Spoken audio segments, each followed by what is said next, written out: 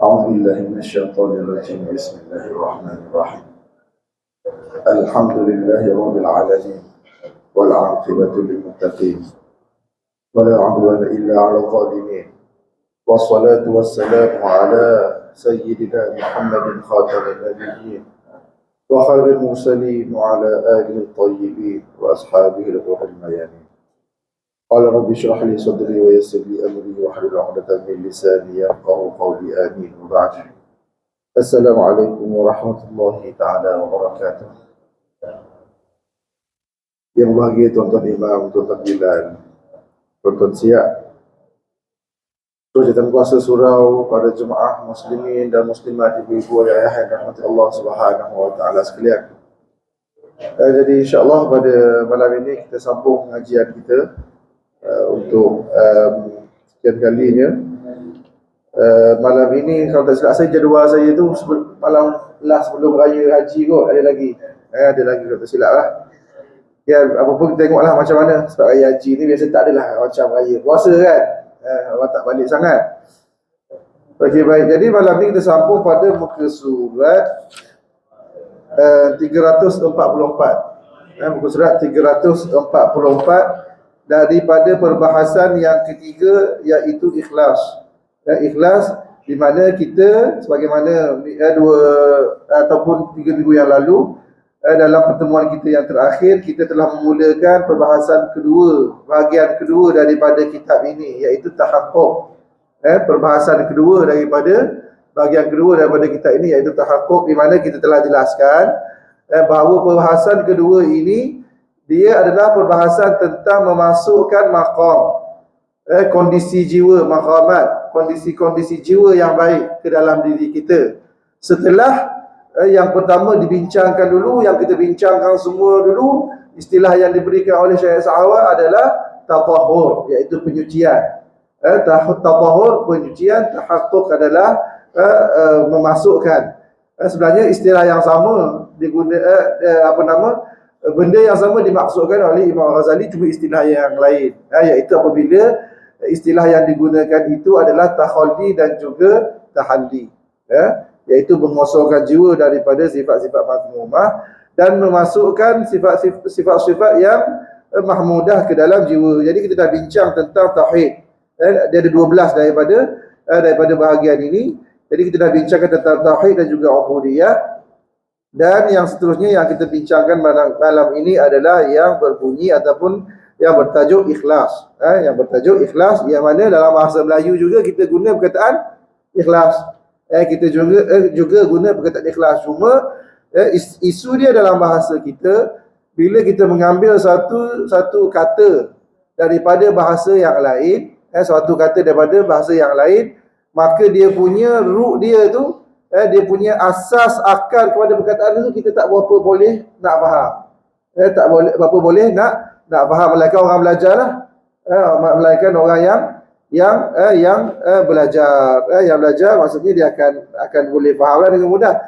Sebagai contoh, perkataan inilah, perkataan ini, perkataan sabar, macam-macam perkataan lah daripada bahasa Arab.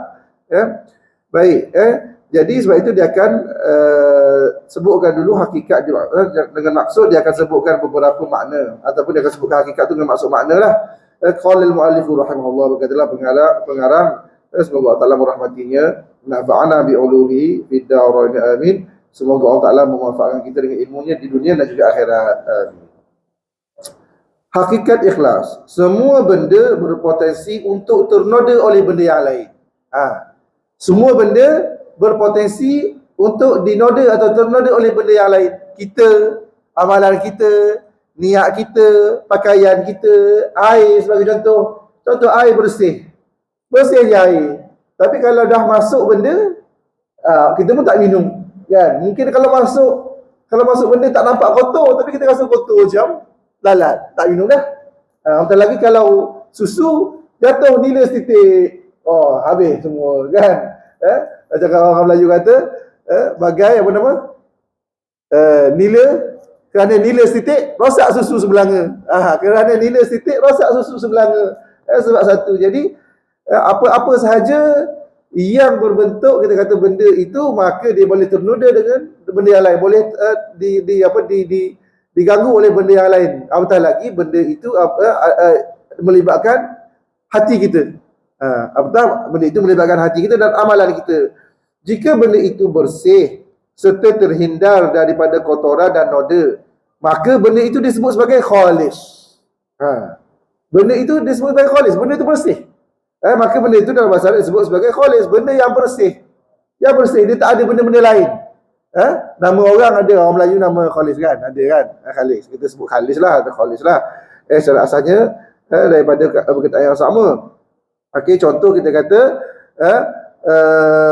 madu itu, madu yang jenis bersih, khalis, dia tak ada campur dengan benda-benda yang lain, termasuklah kita kata mungkin lebah. Maka boleh diminum. Itu.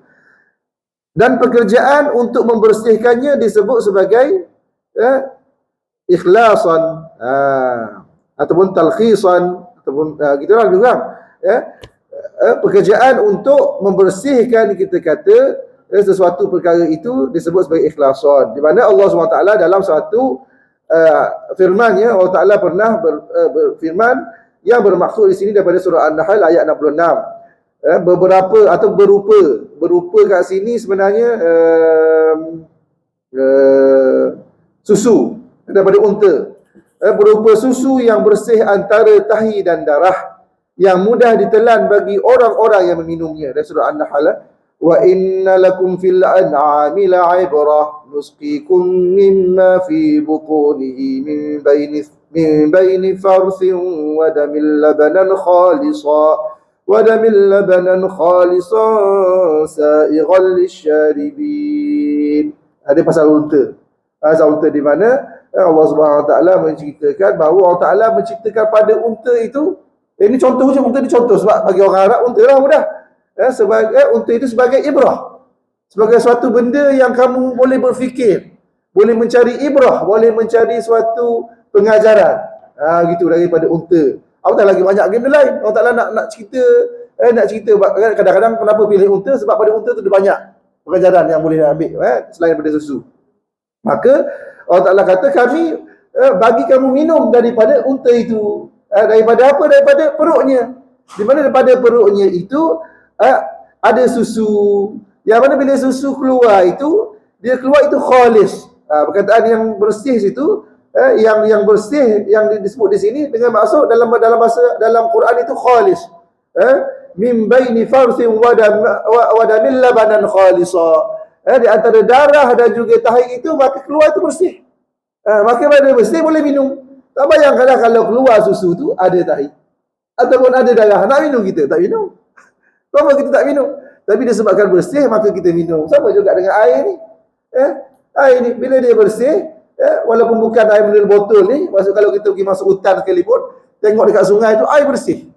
Kan masuk hutan mana kita kata hutan yang bersih lah. Taman Negara sebagai contoh. Best minum air dia. Itu baru Taman Negara, belum lagi pergi negara-negara yang sunyi. Yang sunyi yang tak ada orang tak kacau. Dan air bukan sekadar bersih, sejuk. Kan pergi di Wales, Snowdonia di Wales. Di Wales ni sebahagian besar tempat dia tu air dia orang tu bila kita buka paip memang dah boleh minum dah. Dia tak payah kowe apa nama, tak payah dah. Boleh minum. Apatah lagi kalau pergi tempat tinggi, kan tempat tinggi boleh minum air gitu je. Tempat kita pun sama. Tapi nak buat macam mana bila dah ada penempatan turun bawah sikit dah habis dah. Sampai je Cameron Highland, air dah jadi macam kopi susu. Teh susu. Tak boleh minum. Siapa sanggup minum kan? Kalau minum mungkin sakit. Gitu maksud dia. Jadi maksud gitu.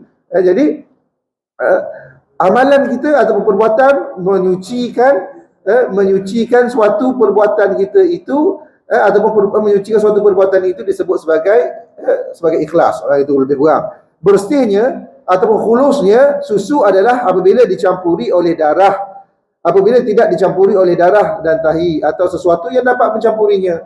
Lawan daripada perkataan ikhlas adalah syirik. Lawan daripada perkataan ikhlas adalah syirik. Maka kita kata, bila kita kata kita ikhlas, dan ada satu perkataan lain yang menunjukkan kita tak ikhlas, iaitu syirik. Sama ada syirik itu syirik yang kita kata syirik yang besar ataupun yang kecil. Yang kecil lawan daripada ikhlas ni syirik khafi lah. Yang tidak maksudnya tidak ikhlas lah, tapi Apabila orang itu buat satu benda yang besar, yang syirik yang besar, pastinya dia tidak dia meletakkan benda yang lain di sisi Allah Subhanahu Wa Taala.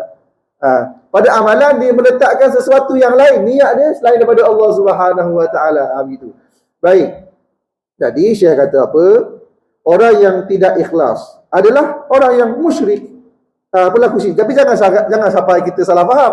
Yang dia tak masukkan sini orang yang tak ikhlas, yang sembahyang tak ikhlas itu musyrik. Tak, dia tak masukkan itu. Okey. Hanya saja syirik itu ada beberapa tingkat. Tapi dia kata syirik ni ada macam-macam peringkat. Macam-macam peringkat. Tempat ikhlas adalah di dalam hati. So bila kita cakap pasal maqam-maqam ini, maqamat itu, kondisi-kondisi jiwa itu semuanya basic dia hati. Basic dia hati. Sebagaimana yang kita bincang tentang sifat-sifat buruk sebelum ini pun, basic dia adalah hati, yang bererti berkaitan dengan niat dan tujuan. Niat dan tujuan. So sebab itulah kita digalakkan untuk bantu apa amalan kita dengan pertama menentukan niat. Menentukan niat, dan kedua dengan menyebut nama Allah sebelum buat satu benda. Termasuklah sembahyang, termasuklah puasa, termasuklah makan minum. Termasuklah makan minum. Cuma dalam bab ada beberapa perkara, bab ibadat ini dia kena ada itu, sebab kalau tak sah. Begitu. Tapi dari sudut niat itu di dalam hati. Cuma yang kita sebut sekarang ni adalah dari sudut sebut dengan mulut. Kenapa? Supaya membantu, supaya confirm itu yang kita nak. Macam niat sembahyang. Kenapa kita nak kena payah-payah niat sembahyang? Syarat dia bukan niat sebut tu, syarat dia adalah dalam hati. Lintasan hati, tapi asalnya supaya bantu kita menentukan, membuat ketetapan apa yang kita nak sekarang. Aku nak sembahyang, bukan nak buat benda lain. Nak sembahyang apa? Nak sembahyang isyak berapa rakaat? 4. Sembahyang isyak ni macam mana? Aku ni tu imam ke aku ni makmum? Aku ni buat seorang-seorang ke aku buat berjemaah? Aku ni sembahyang ni ada tunai ke aku sembahyang ni qada? Maka bila kita dah buat ketetapan, maka kita buat ketetapan yang paling besar, iaitu untuk Allah Subhanahu Wa Taala. Kita sembahyang. Bagi contoh baru kita sebagai contoh untuk memudahkan faham kita betapa pentingnya penentuan hati itu ataupun penentuan tujuan itu. Hakikat niat itu sendiri mengacu kepada tindak balas daripada berbagai perkara. Bila faktor pembangkitnya, pembangkit niat hanya satu, maka perbuatan itu disebut sebagai ikhlas. Bila faktor perbuatan itu hanya satu, maka dikira sebagai ikhlas. Contoh kita sembahyang lillahi ta'ala, dalam hati pun gitu, kita kata kehendak kita memang begitu. Tapi bila lillahi ta'ala, tapi nak seorang tengok ni, YB datang ni kena rajin-rajin sikit, nanti nak pilih pemilihan pengurusi pula minggu depan, sebagai contoh kan, sebagai contoh, maka dia dah ada something wrong, ada benda lain, ada benda lain dikotori. Hati tadi, niat di hati dikotori oleh perkara yang lain, maka disitulah datang pembahasan tentang syirik khafi, iaitu riak ataupun lain-lain benda yang lain, yang mana selain daripada riak tu ada benda-benda yang lain. Dia ada benda-benda yang lain yang termasuk daripada kita kata niat dalam melakukan perbuatan-perbuatan. Dalam kaitannya dengan apa yang diniatkan, seperti seorang yang bersedekah dengan tujuan riak, menunjuk-nunjuk kepada manusia, maka dia disebut ikhlas secara bahasa. Maka dia disebut ikhlas secara bahasa. Maka pada asalnya sebagai contoh tadi, ada orang dia sedekah.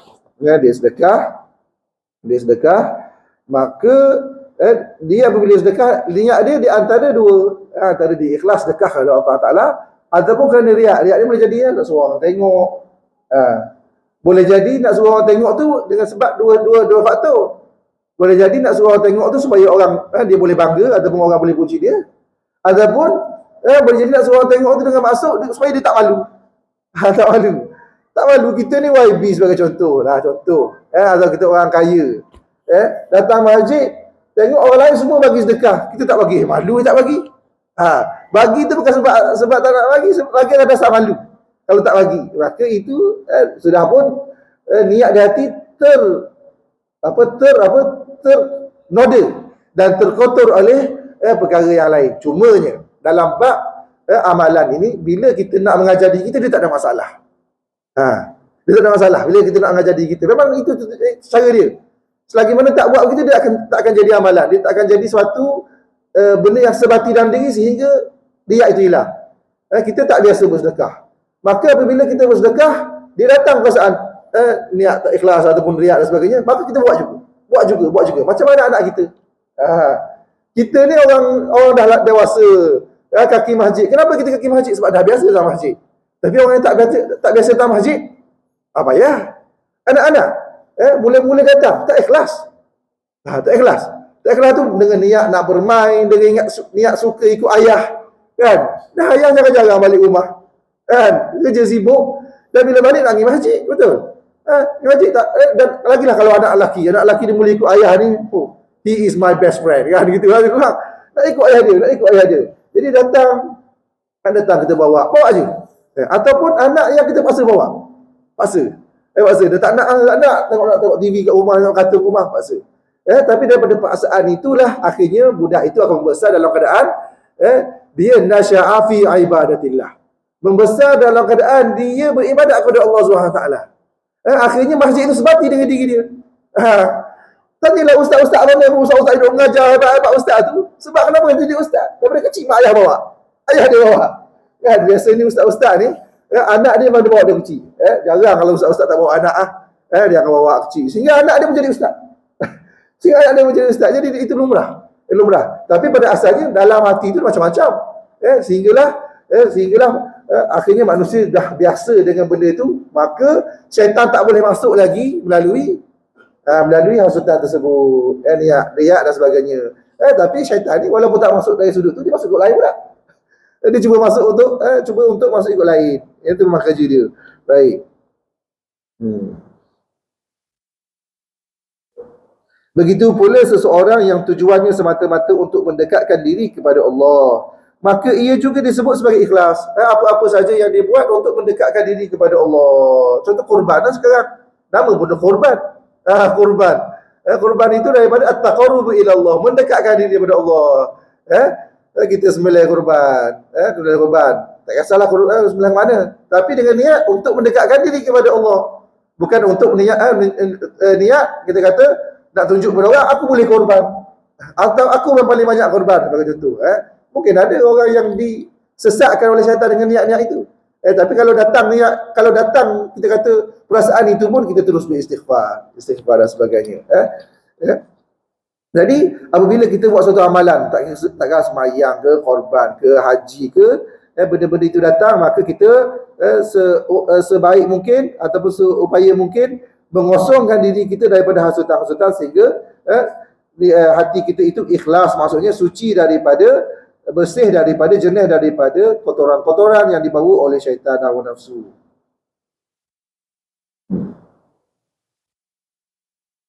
Maka orang yang buat kerana Allah Ta'ala semata-mata tadi, maka disebut sebagai mukhlis. Sebagai mukhlis. Jadi dalam bab kerja macam mana pula?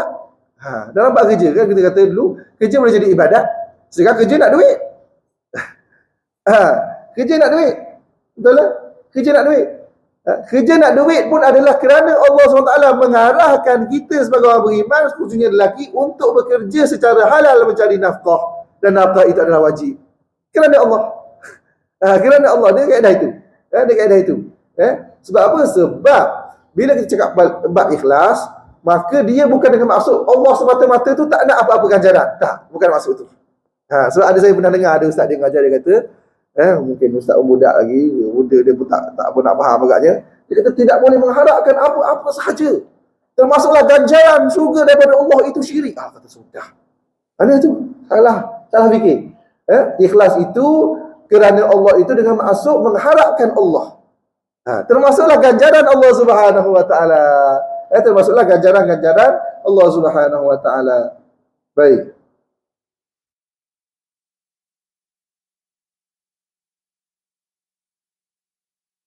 Dalam perbahasan ini, kami lebih memfokuskan kepada perbahasan mengenai seseorang yang melakukan perbuatan untuk mendekatkan diri kepada Allah at-taqarrub, akan tetapi dinodai oleh beberapa faktor lain, seperti faktor riya, menunjuk-nunjuk dan juga lain-lain. Contoh lain adalah orang yang berpuasa untuk mendapat manfaat kesihatan daripada puasa yang dilakukan sebagai selain pada niat taqarrub. Orang yang membebaskan seorang hamba untuk contoh dia sebut tadi, yang kita nak bahaskan ini adalah seperti orang yang dia niat puasa untuk Allah Taala, tapi dalam masa yang sama dia nak niat kesihatan, dia niat kesihatan. Okey. Contoh yang lain, orang yang membebaskan seorang hamba untuk menghindari kesan negatif kepadanya dan keburukan perangai hamba kepadanya. So hamba dah tak ada lah sekarang, tapi hamba ni antara satu amalan yang membebaskan hamba adalah antara amalan yang besar, sebab dia nilai dia mahal. Zaman-zaman dulu ni dia mahal. Jadi ada orang dia bebaskan hamba, satu niat taqarrub kepada Allah, dan sama supaya dia pun terlepas daripada sifat-sifat buruk hamba tu. Hamba dia macam-macam lah, ada yang baik, ada yang buruk, macam bibik kita kan. Ada yang dapat bibik alhamdulillah baik, bertahun-tahun kerja, tapi tiba-tiba nak macam mana, sakit. Ataupun suami dia sakit ke, keluarga sakit nak kena balik. Dapat orang lain dah tukar 2-3 orang dah. Asyik kena tipu je kan. Itu tak ada orang salah. Tapi maksudnya ada yang macam tu. So bila dapat yang buruk, kita pun nak bebaskan diri daripadanya. Itu salah satu contoh yang dia bagi. Ataupun orang yang menunaikan ibadah haji untuk mendapatkan pencerahan batin, menghindari keburukan yang mengancamnya, melarikan diri daripada musuh, menghindari daripada kepenatan keluarga dan anak-anaknya, atau untuk memperoleh rehat selama beberapa hari. Niat taqarrub kepada Allah, dekatkan diri, tapi dalam masa yang sama serabut kerja, haji lah. Serabut kerja, pergi umrah lah. Sebagai contoh. Macam mana tu? Okey. Contoh lain adalah orang yang melakukan solat tahajud untuk menolak mengantuk atau untuk mengawasi keluarganya. So, tahajud mendekatkan diri kepada Allah, tapi dalam masa yang sama tak selamat. So dia kata baik aku bangun. Kan? Daripada aku tidur aku kena bangun. Daripada aku bangun saja baik aku sembahyang tahajud. Dalam masa yang sama ada niat taqarrub, ada niat kita kata untuk berjaga-jaga. Okey. Atau orang yang mempelajari ilmu agar mudah memperoleh harta, menjadi orang yang berwibawa, atau agar rumah atau hartanya terjaga kerana kewibawaan ilmunya, atau orang yang mengajar dan berdakwah untuk tadi cari ilmu untuk Allah Ta'ala biar masa sama supaya dapat kerja dan lain-lain. Okay? Atau orang yang mengajar dan berdakwah untuk menghindari kejemuan diam dan merasakan kelazatan berbicara atau satu mengajar, berdakwah, satu untuk mendekatkan diri berdakwah, biar masa yang sama dia pun supaya taklah bosan duduk saja-saja. Begitu. Banyak contoh dia bagi. Atau orang yang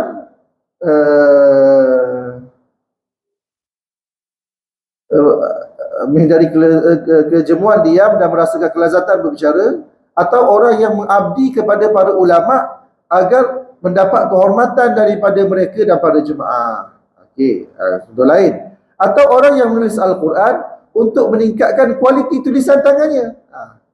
Atau orang yang menunaikan ibadah haji dengan berjalan kaki untuk meringankan belanja.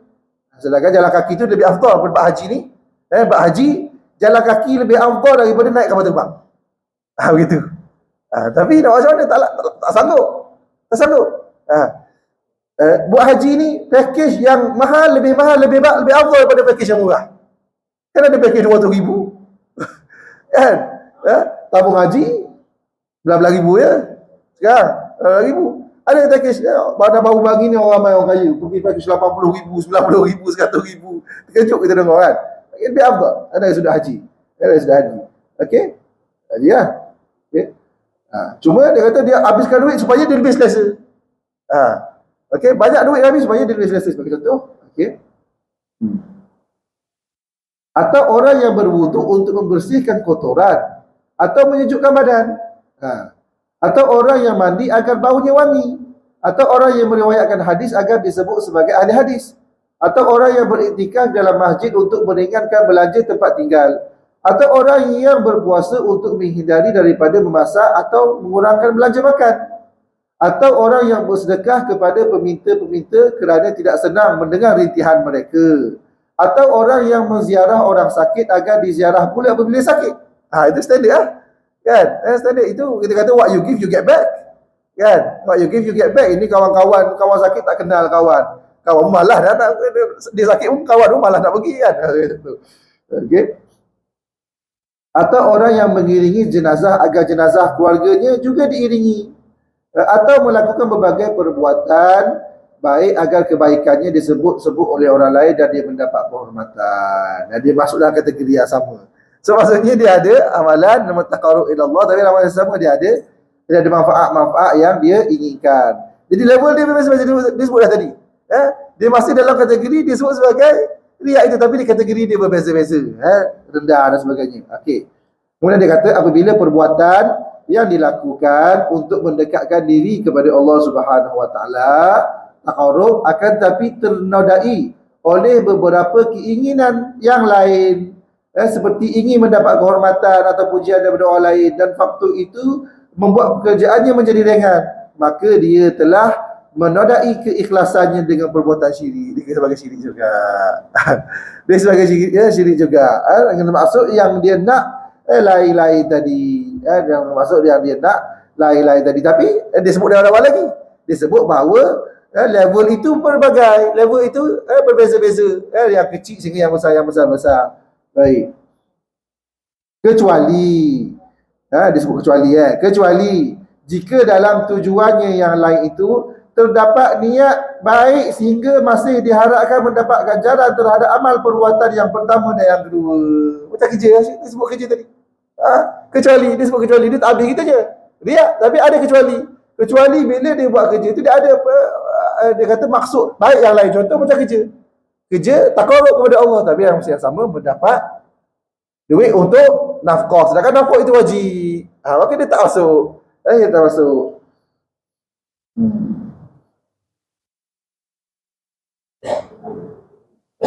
Bahkan sebahagian orang menjadikan satu amal perbuatan dengan beberapa niat agar pahalanya bertambah banyak. Bahkan ada orang dia macam tu, dia buat niat lain. Dan niat itu menambahkan pahala. Sudah. Dia memang buat syirik, tapi sebab niat tu dia baik.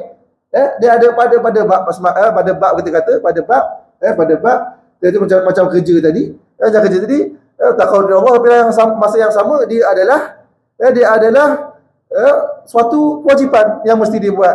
Maka ditambah niat, maka dia dapat dua pahala. Sebab tu dia dikatakan oleh para ulama macam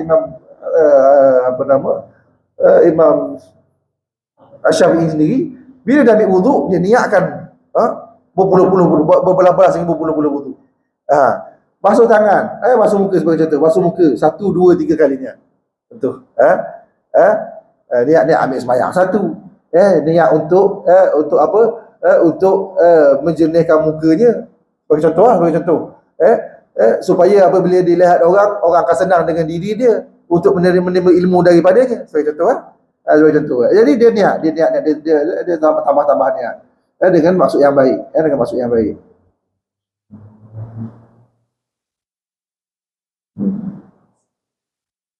Kemudian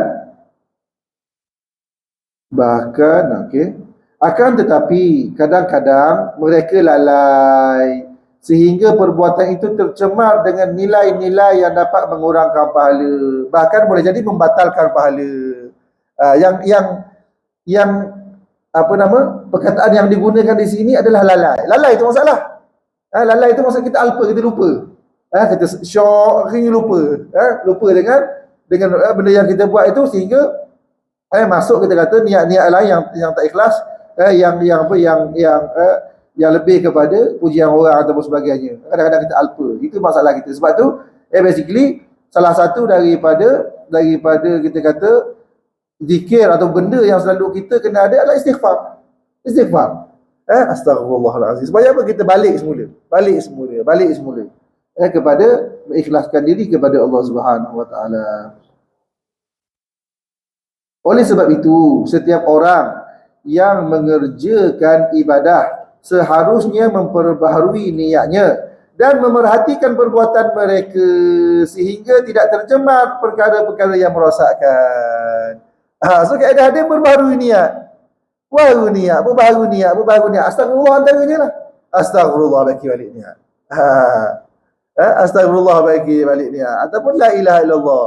La ilaha illallah jaddidu imanakum. Perbaharuilah iman kamu.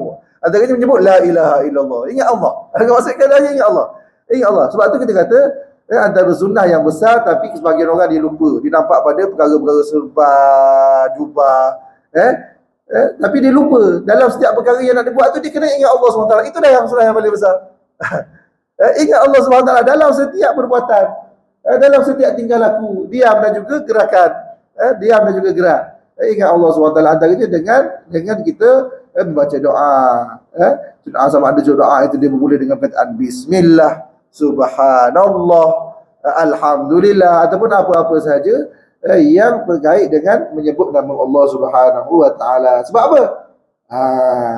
Sebab apa-apa yang tidak disebut nama Allah maka dia abtar. Dan aqta, tak putus, dia tak sampai.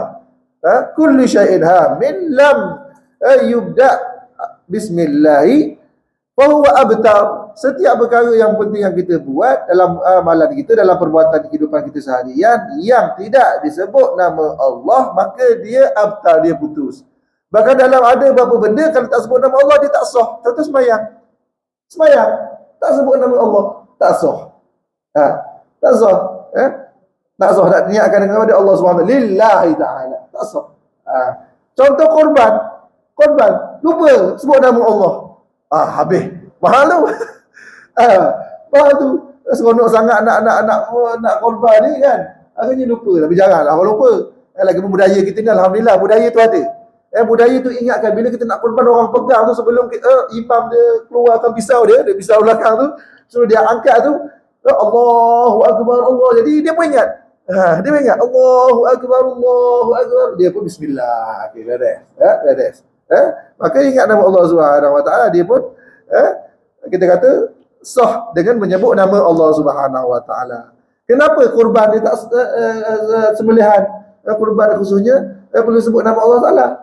Satu, dia kata sebab dia memang nama berkurban, mendekatkan diri kepada Allah Taala. Yang keduanya ada ayat yang menentukan bahawa sembelihan yang tidak disebut nama Allah maka dia tak boleh akan dia jadi najis. Walaupun ada sebahagian orang tahulah kadang-kadang ni ada pelik-pelik juga.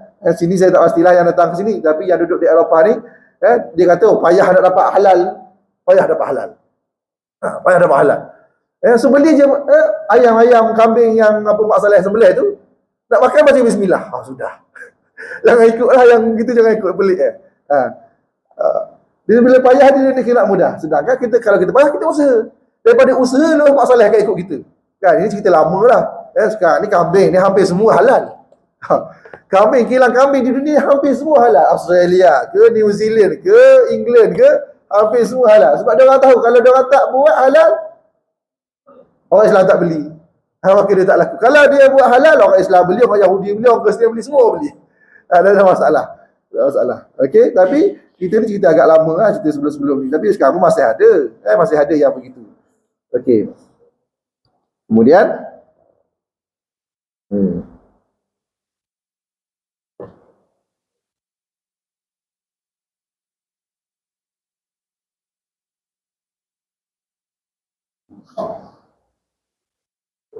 oleh sebab itu, sesiapa yang mengerjakan puasa dengan tujuan taqarrub kepada Allah Subhanahu wa taala dan mencapai kesihatan, maka tidak merosak keikhlasannya. Bahkan jika kesihatan itu, tengoklah. Tadi hati-hati tadi tu, kita jangan jumpa nak hukum. Apabila kesihatannya diniatkan untuk menguatkan diri dalam mengamalkan kebaikan, maka pahalanya akan bertambah dua niat. Sebab apa? Sebab Allah Ta'ala nak kita sihat supaya kita dapat bertaqarrub beribadat kepada Allah Ta'ala. Bahkan Nabi SAW kata al-mu'minul qawiyyu ahabbu ila Allah minal mu'minil dha'if. Orang mukmin yang kuat itu lebih disukai, lebih dicintai oleh Allah SWT berbanding mukmin yang lemah. Tapi Nabi kata apa?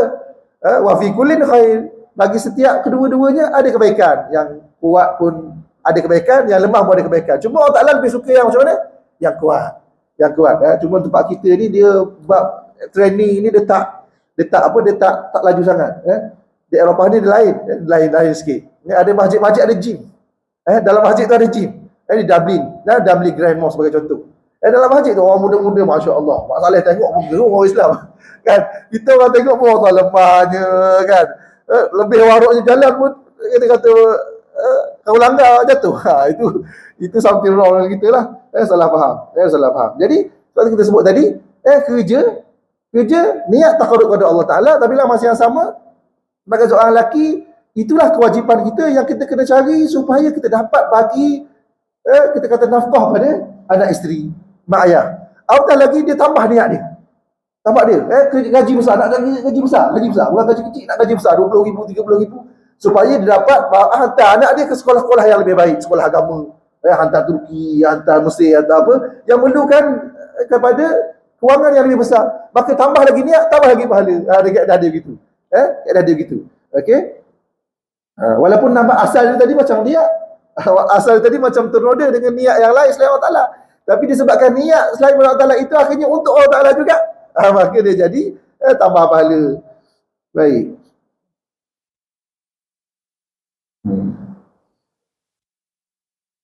Okey, ringkasnya, setiap kepentingan duniawi yang disenangi nafsu dan dicenderungi hati, baik sedikit maupun banyak, ketika mewarnai ibadah yang dilakukan, maka akan dapat menodai keikhlasannya.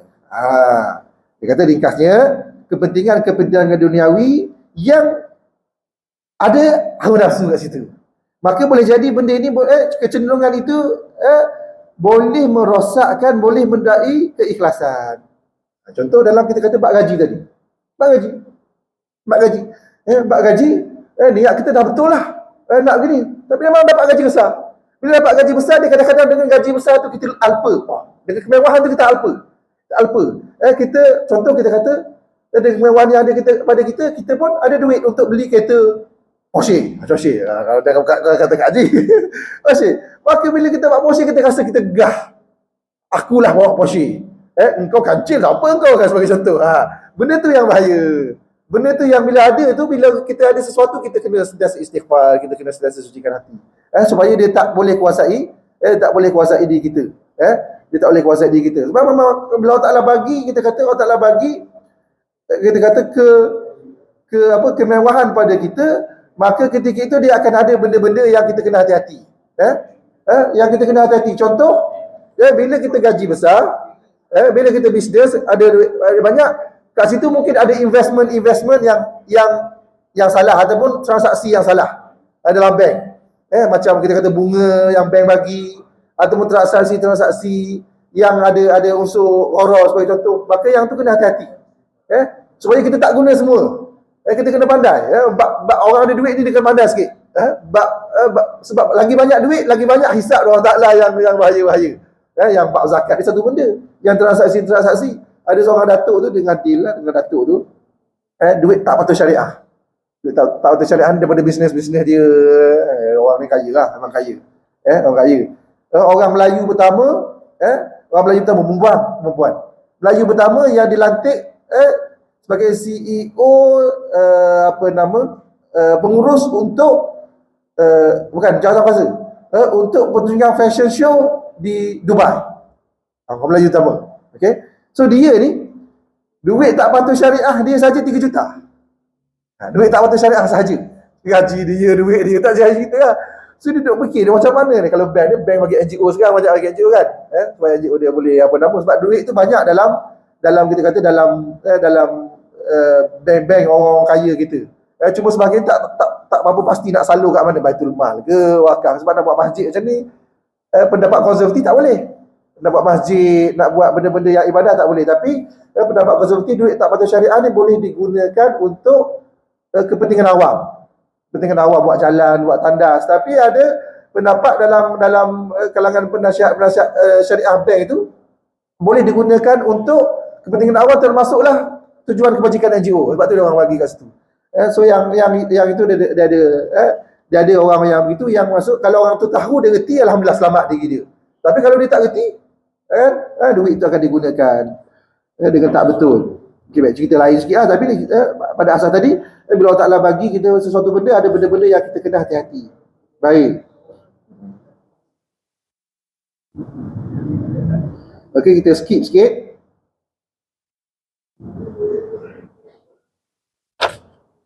Ya. Kita mesti pasal yang tadi tak patuh syariah. Tapi orang tu buat macam saya cakap tadi. Adakah dia mendapat pahala? Sah. Dia tak ada. Tak ada. Dia tak ada, tapi dia tak dapat dosa. Dia dah sucikan. At least dia tak dapat dosa, memang tak ada pahala. Sebab duit tu memang dia tak boleh bukan hak dia. Bukan hak dia. Dia kena sucikan. At least dia, maksudnya dia tak dosa. Dia mati dia tak dosa. Sebab duit tu kalau selagi mana dengan dia, kalau dia mati dia tak ada. Tapi dia dalam kaedah muamalat dia sebut haramul li ghairi. Haramul li ghairi maksudnya haram untuk sebab yang selainnya. Maksudnya untuk diri dia tak boleh guna. Dia sendiri tak boleh guna. Dia kena bagi Baitul Mal ke apa. Tapi orang yang terima boleh guna. Orang yang menerima dia kata boleh guna. Itu bermanfaat pada orang lain. Bermanfaat pada orang lain. Bukan manfaat untuk diri dia. Dia tak boleh manfaat untuk diri dia. Manfaat untuk lain. Baik. Baik, kita skip sikit sehingga peranggan yang 346 tu, kepentingan-kepentingan ini jika menjadi satu-satunya motivasi, maka jelas persoalannya. Akan tetapi, hal yang menjadi perhatian kami atau kita adalah apabila tujuan awalnya taqarrub, kemudian berpandukan kepada perkara-perkara tersebut, kemudian kotoran-kotoran itu berada pada tingkat muafaqah bersesuaian ataupun pada tingkat musyarakah menyertai atau pada tingkat muawanah menyokong diri dia, atau motivasi diri seperti motivasi agama atau lebih kuat daripadanya atau lebih lemah, masing-masing memiliki hukum-hukumnya tersendiri. Jika motivasi kedua dibolehkan, maka ia memiliki hukum tersendiri. Jika ia merupakan tuntutan, maka memiliki hukum tersendiri.